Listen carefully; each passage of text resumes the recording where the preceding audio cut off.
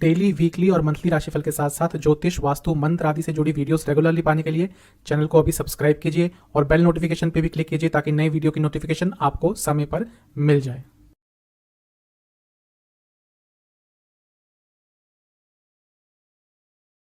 ओम गणेशाय नमः। ओम नमः शिवाय।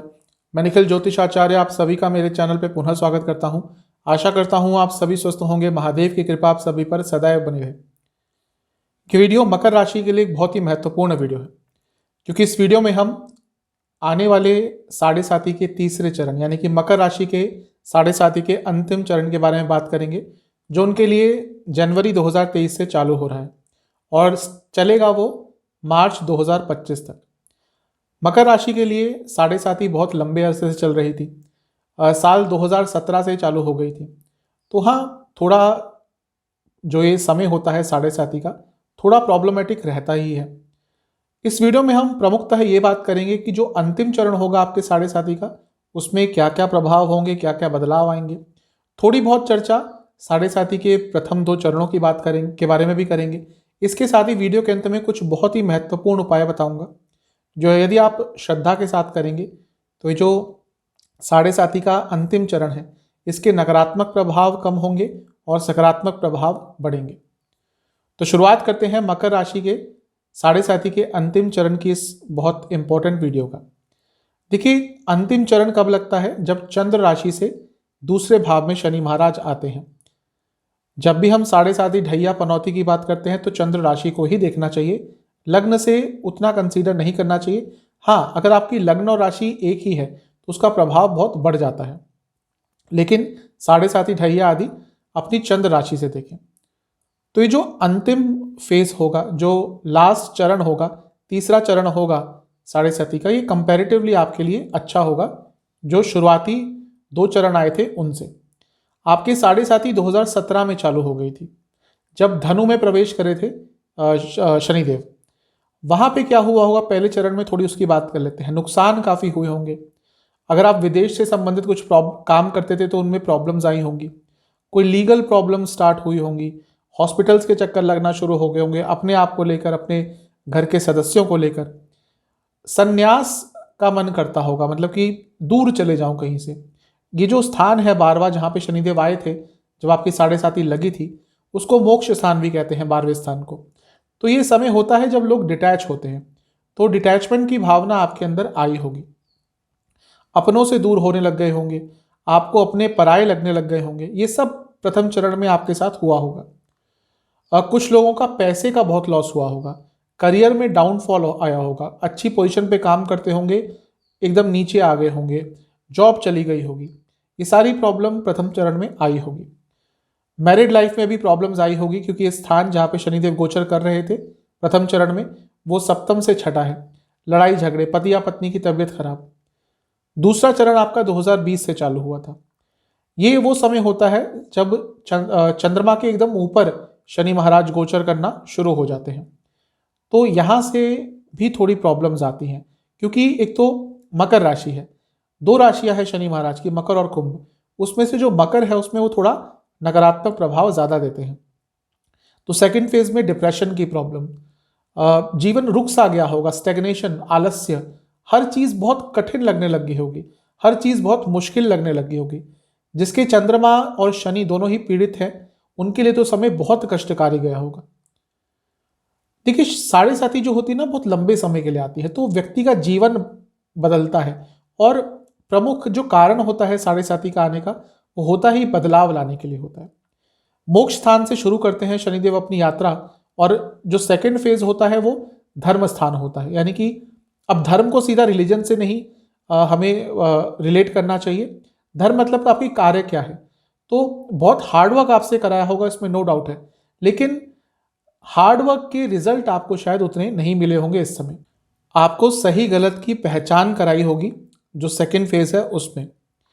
कुछ गलत फाइनेंशियल निर्णय आपने लिए होंगे, कोई गलत इन्वेस्टमेंट, कोई गलत फाइनेंशियल या पैसों से रिलेटेड आपका कोई निर्णय रहा होगा।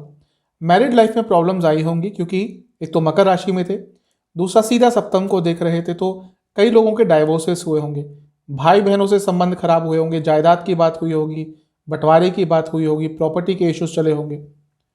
करियर में भी थोड़ी बहुत प्रॉब्लम्स आई होंगी, करियर में मन नहीं लग रहा होगा, मेन प्रॉब्लम ये होगी। तो ये सारे प्रभाव आपने साढ़े साथी के जो पहले 2 चरण है उसमें झेल लिए होंगे। अब बात करते हैं जो तीसरा और आखिरी चरण आपका स्टार्ट होगा उसमें क्या क्या प्रभाव रहेगा। कंपैरेटिवली बहुत बेटर रहेगा, जो पहले के 2 चरण हैं, 2 चरण गए हैं उनसे कंपैरेटिवली बहुत अच्छा रहेगा। और जो नकारात्मकता आ रही थी उसमें कमी आएगी। मोक्ष स्थान से शुरू हुआ था साढ़े साथी आपके लिए डिटैचमेंट, जब प्रथम स्थान में सेकंड फेज आया होगा तो वहाँ पे बहुत मेहनत कराई, अब उसके परिणाम आपको देंगे। ये धन स्थान है तो धन स्थान के स्वामी हैं, तो धन में वृद्धि होगी, आर्थिक दृष्टिकोण से बहुत अच्छा रहेगा। अस्थिर स्वभाव की राशि है कुंभ, तो स्थिरता बढ़ेगी धन के संबंध में। कुटुंब स्थान है, घर में कुछ प्रॉब्लम्स आ रही थी वो सॉल्व हो पाएंगी और आप खुद प्रयास करेंगे कई चीज़ों को सॉल्व करने के लिए। वाणी पे थोड़ा कंट्रोल रखिएगा, ये एक इम्पॉर्टेंट चीज़ है, क्योंकि कैसे भी हैं शनिदेव जब यहाँ पे आते हैं तो कभी कभी वाणी कड़वी करवा देते हैं, तो वाणी पर थोड़ा कंट्रोल रखिएगा और वो वापस भी आएगा आपका। जो अगर चला गया था इससे पहले, वाणी पर कंट्रोल हट गया था, वो कंट्रोल थोड़ा थोड़ा कर कर वापस आएगा। अगर आप वाणी से संबंधित ही कुछ कार्य करते हैं तो उसमें सफलता मिलेगी। देखिए डिफरेंस है, प्रोफेशनल लाइफ में ये वाणी आपको मदद करेगी, लेकिन पर्सनल लाइफ में वाणी कड़वी होगी, तो उस पर काम कीजिएगा। स्टूडेंट्स के लिए बहुत अच्छा रहेगा, जो स्टूडेंट्स 12th से नीचे के हैं उनके लिए ज़्यादा अच्छा रहेगा। इसके साथ ही लोगों की मदद करने का आपको इस समय बहुत मौका मिलेगा, और अगर ऐसा होता है तो कीजिएगा, वो कहीं ना कहीं आपके लिए ही आगे चलकर फलदायी रहेगी। व्यापार में वृद्धि होगी, नए नए अच्छे आइडियाज़ आपको अपने कार्य क्षेत्र में, अपने बिजनेस में आएंगे और कई जगह पे आपको लोगों का सहयोग भी प्राप्त होगा। इन्वेस्टमेंट के मौके बनेंगे आपके लिए। सेहत जो बिगड़ गई थी इससे पहले वो थोड़ी बहुत बेटर होगी और लाइफस्टाइल भी आपका थोड़ा बेटर होगा। इनकम के नए सोर्सेज खुलेंगे।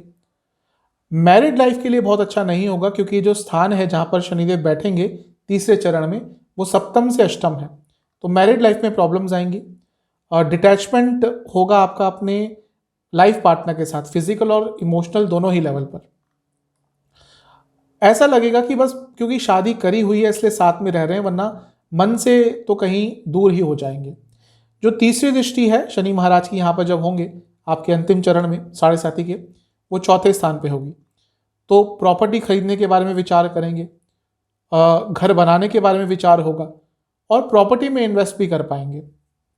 दोबारा स्टूडेंट्स के लिए अच्छा है, एक फिलैंथ्रोपिस्ट एटीट्यूड रहेगा आपका कि लोगों की मदद करनी है मन में, और वो बिना किसी छल कपट के होगा कि हाँ लोगों के लिए कुछ अच्छा करना है। अपने लेवल से उठकर आप लोगों की भलाई करने का प्रयास करेंगे। एक चीज़ कहूँगा कि प्रसन्नता की आपको कमी रहेगी, ये खुशी का स्थान है। ये जो स्थान है जहाँ पे दृष्टि होगी शनि महाराज की, वो उनका नीच का स्थान है, यानी कि मेष राशि पड़ेगी यहाँ पे। तो कुछ अच्छा भी यदि जीवन में इस समय होता है अंतिम चरण में, उसको ज़्यादा इंजॉय नहीं कर पाएंगे। जैसा मैंने कहा, प्रसन्नता की, खुशी की ओवरऑल थोड़ी कमी रहेगी। आपकी माता जी की सेहत के लिए बहुत अच्छा नहीं होगा, क्योंकि दोबारा नीच राशि है, तो उनकी सेहत पर एक नकारात्मक प्रभाव पड़ सकता है। एक चीज से बहुत बचकर रहना है, आपके ऊपर कोई झूठे आरोप लग सकते हैं इस समय, तो इस चीज को लेकर बहुत सीरियस रहना है। अगर बड़ी पोजीशन पे काम करते हैं जीवन में, पॉपुलर हैं, एक बड़ी फिगर है, नोन फिगर है, तो बहुत संभल के रहिएगा, क्योंकि थोड़ी बहुत प्रॉब्लम आ सकती है।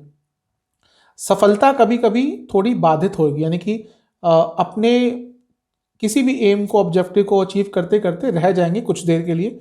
थोड़ी बहुत बाधाएं आपके जीवन में इस समय आएंगी, लेकिन जैसा मैंने कहा ओवरऑल जो पहले 2 चरण है उससे बहुत अच्छा रहेगा। आपको ध्यान ये रखना है कि अगर प्रॉपर्टी में इन्वेस्ट कर रहे हैं तो बहुत क्लैरिटी के साथ कीजिएगा। पेपर्स, डॉक्यूमेंट्स, लीगैलिटी, हर चीज़ पर थोड़ा आपको ध्यान देना है। जो 7वीं दृष्टि है वो अष्टम भाव पे रहेगी। अब ये आयु कारक स्थान है और शनिदेव अपने आप में आयु के कारक हैं, तो दोबारा मैं कह रहा हूँ कि आपकी सेहत थोड़ी बेटर होगी। अपना जो आपको लाइफस्टाइल के कारण प्रॉब्लम्स आ रही थी हेल्थ वाइज, वो आप लाइफस्टाइल बेटर करने का प्रयास करेंगे। पैतृक संपत्ति प्राप्त करने के लिए अच्छा है। इसके साथ ही अचानक से धन लाभ के लिए भी यहाँ पे आपके योग बनेंगे। लेकिन दोबारा ये चीज बताता है कि आपके ऊपर आरोप, आपके ऊपर कलंक लग सकता है। शास्त्र यही कहते हैं कि कलंक लगता है, तो थोड़ा सा अपनी प्रतिष्ठा को लेकर आपको सीरियस रहना पड़ेगा। रुका पैसा वापस आ सकता है, उसके योग बन रहे हैं। परिश्रम के फल मिलेंगे अचानक से। रिसर्च कुछ करना चाहते हैं उसमें सफलता मिलेगी। विद्या अर्जित करने के लिए बहुत अच्छा है। गूढ़ विद्याएं सीखने के लिए बहुत अच्छा है, ज्योतिष आदि, तंत्र मंत्र, आयुर्वेद, इन सब चीज़ों के लिए ये जो 7.5 का अंतिम चरण है बहुत अच्छा है। लेकिन थोड़ा सा अपने शत्रुओं से बच के रहें, अप्रत्यक्ष शत्रु, मतलब कि ऐसे लोग जो आपके साथ ही रहते हैं लेकिन कभी भी आपका अच्छा नहीं चाहते, हमेशा आपका बुरा ही चाहते हैं। ऐसे लोग इस समय आपको बहुत तंग करेंगे, क्योंकि जहां आपने उनकी तरफ पीठ नहीं करी वहीं पे आपके लिए कुछ नकारात्मक करना शुरू कर देंगे। जिनकी इस समय मारक दशा चल रही है उनके लिए समय जो अंतिम फेज है 7.5 का थोड़ा नकारात्मक हो सकता है। जो 10वीं दृष्टि है शनि महाराज की वो रहेगी 11वें स्थान पर। अब ये अच्छा है क्योंकि धन स्थान में बैठे हैं और लाभ स्थान को देख रहे हैं, तो पैसे के संबंध में अच्छा है, धन योग है, इच्छाएं पूरी होंगी, जीवन आगे बढ़ेगा। कहीं कहीं लालच हो जाएगा, लालच बढ़ जाएगा, वो एक नकारात्मक चीज है, अदरवाइज ये अच्छा ही है। थोड़ी इच्छाएं आपकी बढ़ जाएंगी और वो व्यर्थ की इच्छाएं भी कहीं ना कहीं लालच में बढ़ोतरी करेंगी। बड़े भाई बहन से इस समय आपका मनमुटाव हो सकता है। एक चीज से संभल के रहना है, कभी भी किसी पब्लिक इवेंट में जब इस टाइम पे जाएं, पूरे 7.5 के अंतिम फेज में बहुत कॉन्शियसली आपको बातें करनी है, क्योंकि ये वो योग बनता है जब आपका किसी पब्लिक इवेंट में थोड़ा उपहास उड़ सकता है, थोड़ा वहां पे आपका जो मान सम्मान है वो कम हो सकता है। तो कभी भी किसी पब्लिक इवेंट में जाएं अपने 7.5 के अंतिम फेज में बहुत कॉन्शियस होके जाएं। कुछ रोग जो आपको तंग कर सकते हैं, आंखों के रोग, कान के रोग, दांतों के रोग, चेस्ट इन्फेक्शंस, ओवरऑल इन्फेक्शंस, ये बहुत तंग करेंगे। उपाय क्या करने हैं? पहला उपाय आपको 8 वार करना है, 8 लगातार दिन करना है। शुरुआत करनी है शनिवार से, किसी भी शनिवार से स्टार्ट करके लगातार 8 दिन आपको सरसों के तेल के दिए 8 शनिदेव को अर्पण करने हैं। हर दिए में कुछ सरसों के तेल के, सरसों के दाने, जो काली सरसों होती है, मस्टर्ड सीड्स, उसके दाने डालें और शनि चालीसा का 4 बार पाठ करें। दूसरा उपाय आपको 4 मंगलवार हनुमान जी को नारियल अर्पण करना है और सुंदर कांड का 1 बार पाठ करना है। पाठ नहीं कर सकते तो सुनिएगा। आपको शनिदेव के इस मंत्र का 11,000 बार जाप करना है। मंत्र है ओम रवि पुत्राय नमः। 11,000 एक बार में नहीं हो सकता, अगर आप रेगुलर मंत्र नहीं करते तो उसको डिवाइड कर लीजिएगा कि भाई 11 दिन 100 1000 मंत्र करेंगे तो 11,000 मंत्र हो गए। मंत्र है ओम रवि पुत्राय नमः। और अंतिम उपाय यह है कि आपको किन्हीं भी 4 शनिवार कुछ चीज़ों का दान करना है। चीज़ें हैं उड़द की दाल, काला चना, सरसों का तेल और कुछ भी दवाई जो किसी के काम आ जाए, इन चीज़ों का आपने दान करना है। आशा करता हूँ मकर राशि के लिए जो महत्वपूर्ण वीडियो है आपके काम आएगी। चैनल पर नए हैं सब्सक्राइब कीजिए, वीडियो को लाइक कीजिए। मिलता हूँ अगली वीडियो में, तब तक के लिए ओम नमः।